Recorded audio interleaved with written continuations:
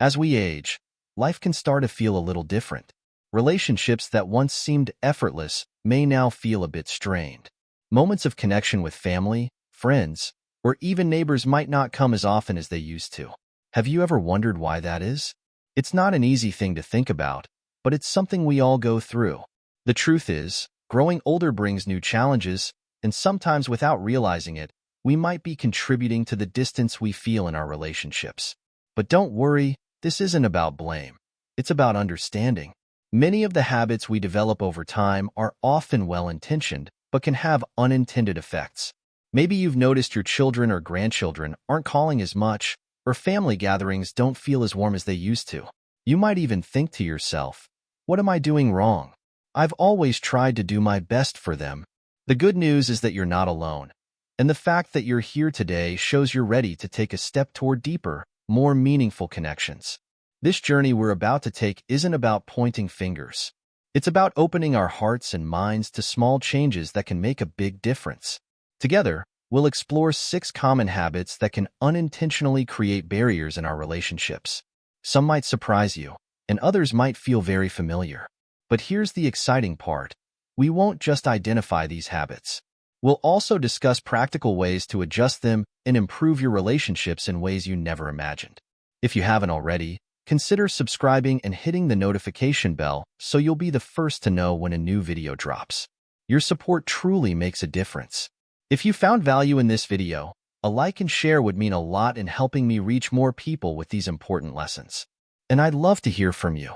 If you're enjoying this topic, leave a 1 in the comments or a 0 if you'd like to see something different. Your feedback helps me improve and bring you the content you want. By the end of this video, you'll not only recognize the habits that might be holding you back, but you'll also have tools to create positive changes. Whether it's reconnecting with your grandchildren, strengthening bonds with your children, or simply finding more joy in the relationships you cherish most, this journey is all about creating a life full of connection and happiness. So, let's dive in and explore these habits, starting with one that might surprise you. Point 1. Neglecting personal hygiene. Let's start with something that might feel a bit uncomfortable to talk about, but it's incredibly important: personal hygiene. Now, before you get defensive, hear me out. Life has a way of sneaking up on us. Tasks that used to feel simple, like taking a shower, brushing your teeth, or even changing into fresh clothes, can become harder as we get older. Maybe it's because of aches and pains, fatigue, or even a feeling of who's going to notice anyway? But let me tell you, these small habits carry more weight than we realize, not just for our health, but for how we connect with others. Think about this. Have you ever had a family member, like a grandchild or neighbor, seem a little hesitant to give you a hug or sit close by? It's not an easy thing to admit, but it could be related to hygiene. And let me say this loud and clear, it's not about shame. It's about understanding how these things impact not only your physical well-being, but also your relationships. As we age, there are many reasons hygiene can slip. Arthritis or back pain might make it hard to get in and out of the shower. You might feel like you're too tired to do all the steps involved in your old routine. Maybe depression or loneliness has crept in, making you feel like it's not worth the effort. Or perhaps you've started thinking, I'm retired. I don't have to impress anyone anymore. But here's the thing. It's not just about appearances. Maintaining good hygiene isn't about impressing anyone. It's about self-respect and making the people around you feel comfortable. When we let hygiene go, it can lead to things like unpleasant odors, visible signs of neglect, or even health issues like skin infections or gum disease. These aren't just inconveniences. They're barriers that might unintentionally keep the people you love at a distance. Now, I know what you're thinking. Why should it matter if they love me? Of course, your family loves you. But we can't ignore that humans are naturally sensitive to cleanliness. Your daughter, son, or grandchildren may avoid visiting as often, not because they don't care, but because it's uncomfortable for them. And that can be heartbreaking when you just want to spend time with them. There's also a personal side to this. When we don't take care of ourselves, it can chip away at our own sense of dignity and self-esteem. You might find yourself feeling more isolated, embarrassed, or withdrawn without fully understanding why. And when we pull back from life, life has a way of pulling back from us, too. The solution. Here's the good news. Small, manageable steps can make all the difference. You don't need to overhaul your entire routine in one day. Start small. For example, set a routine. Write down a simple daily checklist to follow, like brushing your teeth in the morning, washing your face, or changing into clean clothes. Stick it somewhere you'll see it, like your bathroom mirror. Use helpful tools, arthritis or mobility issues. Invest in tools like a long-handled brush, no-rinse cleansing wipes, or an electric toothbrush. These small adjustments can make things easier. Ask for help. It's okay to lean on family. Maybe your daughter or grandson can help with setting up grooming products, or even make it a bonding moment. For example, plan a self-care day with a loved one. It can turn a chore into quality time. Let me share a story that might resonate with you. There's a man named Harold, 75 years old and living alone after his wife passed away. Harold used to be sharp as a tack, always well-dressed and groomed. But over time, his back pain and grief started to take a toll. He stopped keeping up with his daily hygiene routine, thinking, "Who's going to notice anyway?" It wasn't until his daughter gently mentioned it that he realized how much it was affecting not just his health, but also their relationship. Harold decided to take small steps. He got a shower chair to make bathing easier and started using easy-to-handle hygiene products. His grandson even helped him set up reminders on his phone. And you know what happened? Harold didn't just feel cleaner. He felt more confident, happier, and more willing to engage with his family again.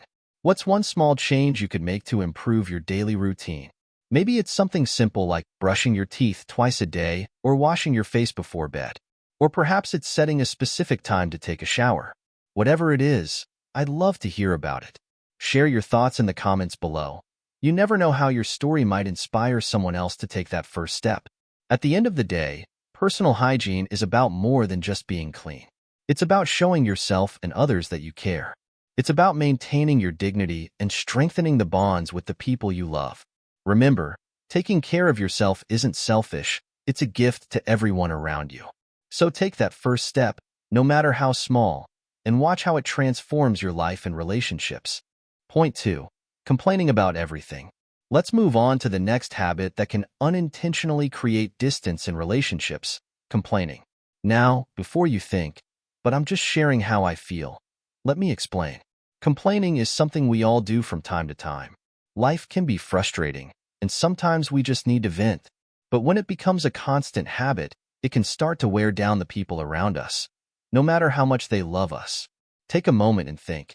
Have you noticed your children shortening their visits or phone calls? Do your grandchildren seem eager to leave the room after a while? If this feels familiar, it might be time to take a closer look at how often you're voicing frustrations and how it might be impacting your relationships. For many of us, complaining stems from a deeper place. It could be frustration with how things have changed over the years, feelings of being left behind, or even loneliness. After all, when you feel like your voice isn't being heard or the world is moving too fast, pointing out what's wrong can feel like a way to assert yourself. But here's the tricky part. While your intention might be to connect, constant negativity can have the opposite effect. Your family and friends may start to feel drained or uncomfortable, leading them to disengage. It's not that they don't care. It's just that constant complaints can make interactions feel heavy instead of joyful. Imagine this. You're at a family gathering, and the room is filled with laughter and lighthearted chatter. Then, without realizing it, you start pointing out all the things that bother you: the weather, the news, or how kids these days don't know how to behave. What happens? The energy shifts. People grow quiet or distracted. Conversations become shorter, and soon, everyone is finding an excuse to leave the table. Over time, this pattern can create a barrier between you and your loved ones. They may still love and respect you, but they'll also start associating time with you as emotionally draining. And that's not what you want, is it? You want them to feel happy and eager to spend time with you. The good news is that breaking the habit of complaining is easier than you think. It's not about pretending everything is perfect, it's about finding balance. Here are a few practical steps to help shift the focus. 1. Start a gratitude practice. At the end of each day, take a moment to write down 3 things you're grateful for. They don't have to be big. Maybe it's the taste of your morning coffee, a kind word from a neighbor, or the way the sun looked as it set. This simple practice helps reframe your mindset from focusing on what's wrong to noticing what's right. 2. Pause before speaking. Before you share a frustration, take a moment to ask yourself, will saying this bring me closer to the people I'm with? If the answer is no, consider letting it go or reframing it in a more positive way. 3. Practice active listening. Instead of focusing on what's bothering you, ask your loved ones about their lives. Show genuine curiosity about what they're excited about or struggling with. This shift in focus can create more meaningful and enjoyable conversations. Let me introduce you to Margaret, a 74-year-old retired librarian from Boston. Margaret always had strong opinions, and her family loved her wit and intelligence. But over time, her occasional gripes turned into a steady stream of complaints.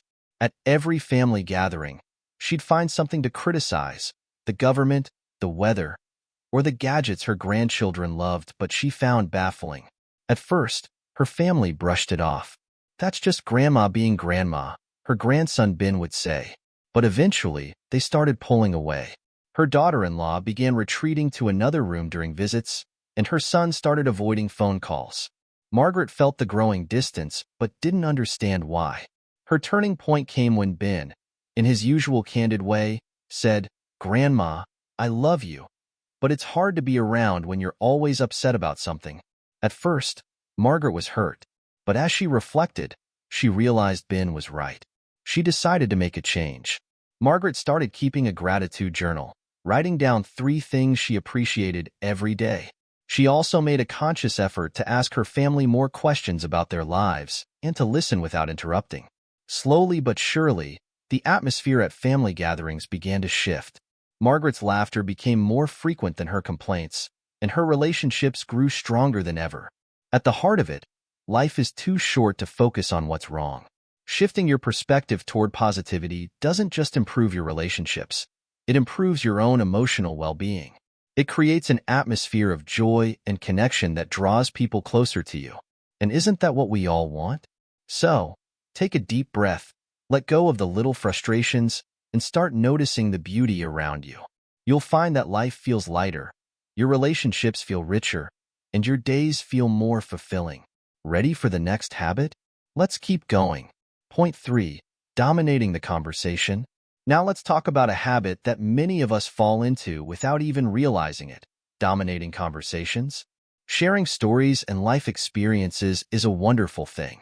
You've lived through so much, and your wisdom and memories are treasures that deserve to be passed down.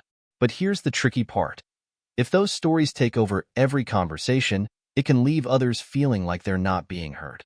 And over time, that can create distance in your relationships. Have you ever noticed your grandchildren zoning out, or your children nodding politely but not engaging? Maybe someone even cuts you off mid-sentence to change the subject. If this sounds familiar, it's worth exploring whether your storytelling is unintentionally overshadowing the voices of others. For many older adults, the urge to share stories or lead conversations comes from a good place. You might want to connect, teach, or simply keep the conversation lively. Sometimes, it's also about staying relevant. When the world feels like it's changing faster than you can keep up, sharing your past accomplishments or lessons learned can feel like a way to assert your place in it. But here's the challenge. Conversations are a two-way street. If one person dominates, it can make others feel like their thoughts, experiences, or contributions don't matter. And that's not the message you want to send, is it? Imagine this. Your teenage grandson is excitedly talking about a project he's working on for school. Midway through his explanation, you jump in with, "Oh, that reminds me of the time I..." Before you know it, you're 15 minutes into a story about your college days, and by the time you finish, your grandson has lost interest in sharing his experience. This isn't about blame. It's about understanding the ripple effect. When younger family members feel unheard, they may start to withdraw, contributing less to conversations or avoiding them altogether. Over time, it creates a subtle but real distance in your relationship. Balancing conversations doesn't mean you stop sharing your stories. It just means being mindful of when and how you share them.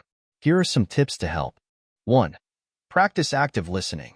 The next time you're in a conversation, focus on really listening to what the other person is saying. Ask follow-up questions and show genuine interest in their thoughts and feelings before jumping in with your own story. 2. Pause before responding. When someone shares something, take a moment to ask yourself, is my story adding to their experience, or am I shifting the focus to myself? If it's the latter, consider holding back and letting the conversation flow naturally. 3. Create space for others. Make it a habit to ask open-ended questions like, what do you think about that? Or what was your favorite part of that experience? This encourages others to share and keeps the dialogue balanced. Let me tell you about Frank, a 78-year-old retired professor from Denver. Frank had a rich life filled with fascinating experiences, from teaching at prestigious universities to traveling the world. Family gatherings were his favorite time to share these stories, and his children and grandchildren loved hearing them at first. Over time, however, Frank's habit of steering every conversation back to his own experiences began to wear thin. His teenage grandson Alex stopped sharing stories about school, and his daughter Laura grew frustrated when Frank interrupted her to add context to her point. One day, Laura gently approached him and said, "Dad, we love your stories, but sometimes we feel like we don't get a chance to talk." At first, Frank was defensive. "I'm just trying to connect," he said. But as he reflected, he realized Laura had a point. At the next family dinner, Frank made a conscious effort to listen more and talk less. When Alex brought up a school project, Frank resisted the urge to jump in with a related story. Instead, he asked, "What's the most exciting part of the project for you?" Alex lit up, and the conversation flowed naturally. Later, when it felt right, Frank shared a short, relevant story that everyone appreciated. Here's something to think about. When was the last time you really listened to someone without interrupting? How did it feel to give them the space to share? If you've had a meaningful moment like this, I'd love to hear about it in the comments below. Your story could inspire someone else to make a similar change. At its core, dominating conversations isn't about malice or selfishness. It's about enthusiasm and the desire to connect. But by shifting the focus from telling to listening, you can create richer, more meaningful interactions. It's a gift not just for your loved ones, but for yourself as well. When you listen, you learn. You strengthen bonds, discover new perspectives, and create a sense of balance that makes everyone feel valued. So, the next time you're sitting around the table or chatting on the phone, try leaning into the joy of listening. You'll find that when you give others the space to speak, your own words carry even more weight and meaning. Ready to move on to the next habit? Let's continue. Point 4. Demanding respect based on age. Let's move on to something that can be a real sticking point for many of us, demanding respect simply because of age. Now, let's be honest, most of us grew up in a time when respect your elders was an unshakable rule. It wasn't a suggestion, it was an expectation, and that made sense back then. Elders were seen as the ultimate source of wisdom, authority, and experience. But times have changed, haven't they? And the way respect is given and received has evolved, too. Here's the tough part. If we hold on to the idea that age alone guarantees respect, we might unintentionally alienate the younger generations we care about the most. So, let's unpack this together. For many of us, demanding respect based on age is deeply ingrained in our upbringing. It's not about arrogance. It's about how we were raised. Respect wasn't just expected, it was a given. But the younger generations, your grandchildren, for instance, see respect differently. For them, respect is a two-way street. It's not about age or authority. It's about actions, empathy, and understanding. When we insist on respect without earning it through mutual kindness and consideration, it can feel to younger people like they're being dismissed or undervalued. And here's the thing. They're not trying to be disrespectful. They just want to feel seen, heard, and respected in return. Let's imagine a scenario. Evelyn, a 76-year-old retired nurse, was having a conversation with her teenage granddaughter Chloe about career choices. Evelyn, who had grown up valuing traditional jobs, dismissed Chloe's interest in graphic design as impractical. When Chloe tried to explain why it excited her, Evelyn interrupted, saying, "Back in my day, young people respected their elders without questioning them." How do you think Chloe felt in that moment? Frustrated, dismissed, maybe even hurt. And what did Evelyn feel? Confused, misunderstood. and perhaps even disrespected herself. This kind of exchange can create a cycle of tension where both sides feel unheard and undervalued. Over time, demanding respect without reciprocating it can lead to strained relationships, especially with younger family members. They may start to avoid conversations or interactions because they feel they can't express themselves freely. And that's the opposite of what any of us want, isn't it? Here's the good news. Shifting this dynamic doesn't mean letting go of your values. It simply means approaching respect in a way that builds bridges instead of barriers. Here are some practical ways to do that. 1. Lead by example. Respect is contagious. When you show genuine interest in the opinions, feelings, and ideas of others, regardless of their age, you're teaching them how to respect you in return. 2. Ask instead of tell. Instead of insisting that younger people follow your advice, ask them about their perspective. For example, what excites you most about this career path? Or how do you see yourself making this work? This invites mutual respect and shows that you value their input. 3. Be open to learning. The world has changed, and younger generations have experiences and insights that are worth understanding. Being open to learning from them can strengthen your bond and show them that respect goes both ways. Evelyn's story didn't end with Chloe walking away from the barbecue. Later, Evelyn's son Mark sat down with her and gently said, "Mom, Chloe feels like you don't respect her choices. She loves you, but she needs you to listen more." At first, Evelyn felt defensive. "I'm just trying to guide her," she said. But as she thought about it, she realized that respect is about more than giving advice. It's about creating space for others to grow and express themselves. The next time they spoke, Evelyn tried a different approach. When Chloe mentioned her graphic design plans, Evelyn asked, "What do you love most about designing?" Chloe lit up, talking about her passion for creativity and how she wanted to build a career doing what she loved. Evelyn didn't critique or compare. She simply listened. And in that moment, their relationship shifted. Chloe felt respected, and Evelyn felt more connected to her granddaughter than she had in years. Here's something to consider.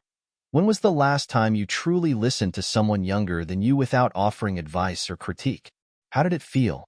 If you've had an experience like this, or if you're willing to try, share it in the comments below. Your story might inspire someone else to approach respect in a new way. At its core, respect isn't about demanding obedience or agreement. It's about creating an environment where everyone feels valued, heard, and understood. When we shift from expecting respect to earning it through empathy and mutual understanding, we strengthen our relationships and build bridges across generations. So the next time you find yourself in a conversation with your grandchild, your child, or even a neighbor, take a moment to listen more and judge less. You might be surprised at how much you can learn and how much closer you'll feel. Ready to explore the next habit? Let's keep going. Point 5. Minimizing others' experiences.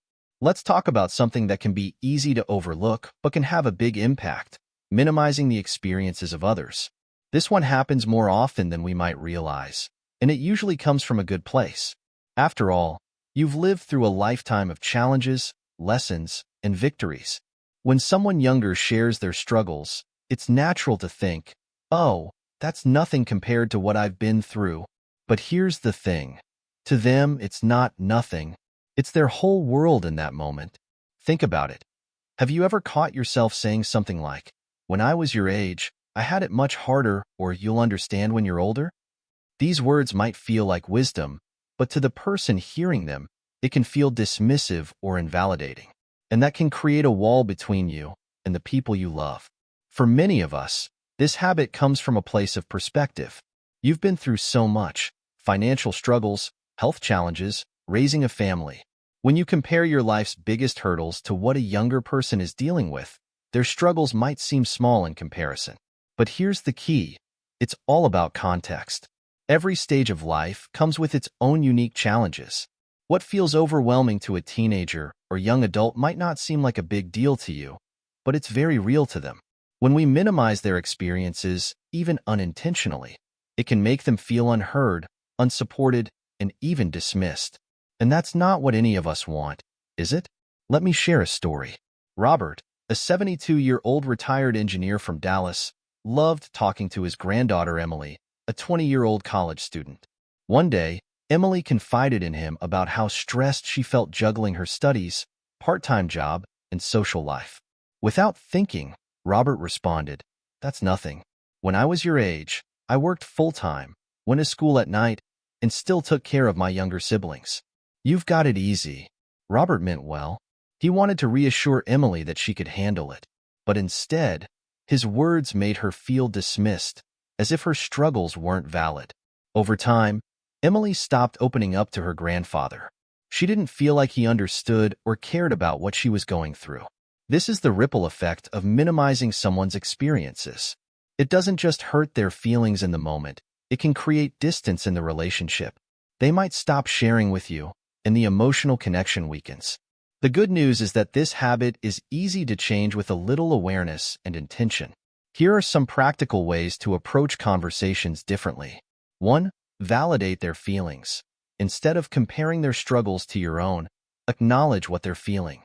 Say something like, "That sounds really challenging. How are you handling it?" This shows empathy and creates a safe space for them to share. 2. Resist the urge to compare. It's tempting to share how your experiences were harder, but try to focus on theirs. If you do share a story, make sure it's to connect, not to overshadow. For example, "I remember feeling overwhelmed like that too. It's tough, isn't it?" 3. Ask open-ended questions. Show genuine curiosity about what they're going through. Questions like, "What's the hardest part for you?" Or "What do you think would help the most?" Encourage deeper conversation and show that you're truly interested. Robert's turning point came when he noticed Emily wasn't calling as much. Concerned, he reached out to his daughter, who gently explained, "Dad, Emily feels like you don't take her seriously. She looks up to you, but when you compare her struggles to yours, it makes her feel small." At first, Robert was surprised. "I was just trying to encourage her," he said. But as he thought about it, he realized his daughter was right. The next time Emily mentioned feeling overwhelmed, Robert tried a new approach. Instead of comparing, he said, "That sounds like a lot to juggle. How are you managing it all?" Emily's response was immediate. She opened up about her challenges and even asked for his advice on time management. For the first time in months, Robert felt truly connected to his granddaughter. Take a moment to think about this. Have you ever unintentionally minimized someone's experience? Maybe you said something like, "You'll be fine. It's not that bad," without realizing how it came across. If you've been on either side of this kind of exchange, share your thoughts in the comments below. Your perspective could help someone else approach these situations with more empathy.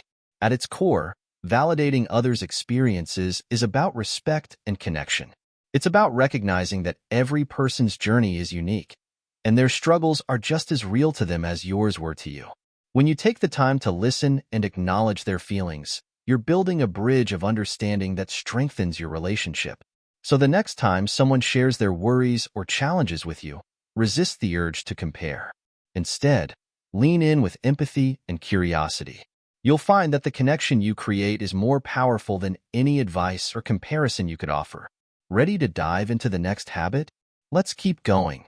Point 6. Criticizing younger generations. Now let's address a habit that's become more common in recent years: criticizing younger generations. How many times have you thought or said something like, "Kids these days are glued to their phones," or "When I was their age, we worked harder and appreciated what we had"? It's easy to feel frustrated by how different things are today compared to the world you grew up in. But here's the truth. Constantly pointing out those differences, especially in a critical way, can unintentionally create a rift between you and the younger people in your life. Think about it. Have you ever noticed your grandkids tuning out or retreating when you start talking about the good old days? Or maybe they get defensive when you comment on their habits or choices. If this sounds familiar, it might be time to reconsider how you approach these conversations. For many older adults, criticizing younger generations comes from a place of concern and love. You've lived through tough times, learned hard lessons, and want to pass that wisdom on. But the way it's delivered matters. What might feel like helpful advice to you can often come across as judgment or disapproval to them. It's also natural to feel a sense of disconnection when the world seems so different from what you remember. Technology, values, and lifestyles have changed dramatically over the years, and it's easy to feel like younger generations are missing out on the things you cherished. But here's the thing. Every generation is shaped by its own unique challenges and opportunities. What worked for you might not apply to them, and that's okay. Let's look at an example. Linda, a 73-year-old retired small business owner, loved hosting family dinners. But one thing always bothered her: her grandson Ethan constantly using his phone at the table. One evening, she couldn't hold back and said, "When I was your age, we didn't waste time on gadgets. We talked to each other and worked hard." Ethan, feeling judged, responded defensively, "Grandma, I was texting about a school project." The conversation turned tense, and Ethan spent the rest of the meal quietly scrolling on his phone. Linda's comment, though well-meaning, made Ethan feel misunderstood and unappreciated, while Linda felt frustrated and dismissed. This kind of interaction, repeated over time, can create a gap in relationships where both sides feel disconnected and unvalued. Breaking this habit doesn't mean ignoring what you believe in or staying silent about your values. It's about finding a way to share your wisdom while also respecting and understanding the world younger generations live in. Here's how you can do that. 1. Shift from criticism to curiosity. Instead of criticizing their habits or choices, ask questions to better understand them. For example, what do you use your phone for the most? Or what's something you enjoy about it? This opens up a dialogue instead of creating defensiveness. 2. Focus on connection, not comparison. Avoid framing conversations as "my way was better" versus "your way is worse." Instead, find common ground. Share stories about your experiences, but also acknowledge how things are different now and ask how they navigate those differences. 3. Complement their strengths. Younger generations face unique challenges, from navigating social media to coping with the fast pace of modern life. Highlighting their resilience, creativity, or adaptability can build mutual respect. Linda's turning point came after her daughter Sarah gently told her, "Mom, Ethan feels like you're always criticizing him. He thinks you don't see the good in what he's doing." At first, Linda felt hurt. "I'm just trying to teach him what matters," she said. But as she reflected, she realized that her approach wasn't building the connection she wanted. The next time Ethan pulled out his phone at dinner, Linda tried a different approach. Instead of commenting negatively, she asked, "Ethan, what's the coolest thing you've learned recently from your phone?" Ethan's face lit up as he shared a story about an app he was using to learn coding. For the first time in months, Linda and Ethan had a lively, engaging conversation that left them both feeling closer. Here's something to think about. What's one thing you admire about the younger generation in your family? Maybe it's their creativity, their openness to change, or their ability to use technology in ways you never imagined. Take a moment to reflect and share it in the comments below. Sometimes, acknowledging what we appreciate about others is the first step to strengthening those relationships. Criticizing younger generations often comes from a place of wanting to help, but it can unintentionally push them away. By shifting from criticism to curiosity, you can create conversations that build understanding and mutual respect. It's about embracing the idea that while things might be different now, every generation has its own way of navigating the world, and that's okay. So the next time you feel frustrated by something a younger person is doing, pause and ask yourself, how can I turn this into a moment of connection instead of conflict? You might find that the conversations you have become richer, more meaningful, and filled with the kind of warmth and understanding that brings families closer together. Ready to wrap it all up? Let's move to the conclusion. As we wrap up this journey together, let's take a moment to reflect. We've explored 6 common habits that can unintentionally create distance in relationships: neglecting personal hygiene, complaining too much, dominating conversations, demanding respect based on age, minimizing others' experiences, and criticizing younger generations. Each of these habits, while often unintentional, can act as small barriers between us and the people we care about most. But here's the best part. Each one also offers an opportunity to grow, connect, and strengthen those bonds. If there's one thing to take away from all of this, it's that relationships are built on understanding, empathy, and mutual respect. It's not about being perfect or changing who you are. It's about making small adjustments that show your loved ones how much you value and care for them. Let's think about what this means for your life. Imagine feeling more connected to your grandchildren because they know you're listening to them. Picture family gatherings filled with laughter and warmth because everyone feels seen and heard. Envision the joy of building stronger bonds with the people who matter most to you, simply by making small but intentional changes. Change doesn't happen overnight, and that's okay.